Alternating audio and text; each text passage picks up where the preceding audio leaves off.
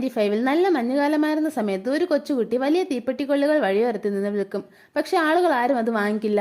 അടുത്ത് മറ്റു കുട്ടികൾ അവരുടെ അച്ഛനമ്മയുടെ കൂടെ സന്തോഷമായിട്ട് നടക്കുന്നത് കണ്ട് അവൾ ദുഃഖത്തോടെ നോക്കും.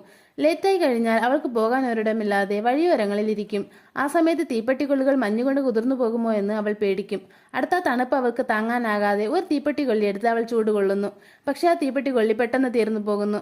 അടുത്തവൾ രണ്ടാമത്തെ തീപ്പെട്ടിക്കൊള്ളി കത്തിക്കുന്നു. അപ്പോൾ അവളുടെ മുന്നിൽ ഒരുപാട് സ്വാദുള്ള ആഹാരങ്ങൾ ഉള്ളതായി തോന്നും.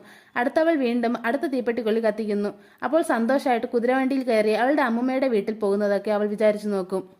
അവളുടെ അമ്മൂമ്മ കതവ് തുറന്നിടും തീക്കൊള്ളി തീർന്നു പോകുന്നു. അതുകൊണ്ട് അവൾ അവളുടെ കയ്യിലുള്ള മൊത്ത തീക്കൊള്ളിയും ഒരുമിച്ച് കത്തിച്ച് അവളുടെ ഡ്രീം കണ്ടിന്യൂ ചെയ്യും. അപ്പോൾ അതിൽ അവളുടെ അമ്മൂമ്മ അവളെ സ്നേഹത്തോടെ എടുത്ത് അവിടെയുള്ള ക്രിസ്മസ് ട്രീയിൽ മെഴുകുതിരി കത്തിച്ച് വെക്കാൻ ഹെൽപ്പ് ചെയ്യുന്നു. എന്നിട്ട് അവൾ ഇത് വിചാരിച്ചു കൊണ്ടിരുന്നു തണുപ്പ് താങ്ങാനാകാതെ മരിച്ചു പോകുന്നു. അടുത്തവളുടെ അമ്മൂമ്മയുടെ ആത്മാവ് വന്ന് അവളെ എടുത്തു കൊണ്ടുപോകും. വീഡിയോ ഇഷ്ടപ്പെട്ടാൽ ലൈക്ക് ചെയ്ത് നമ്മുടെ ചാനൽ സബ്സ്ക്രൈബ് ചെയ്ത് സപ്പോർട്ട് ചെയ്യൂ.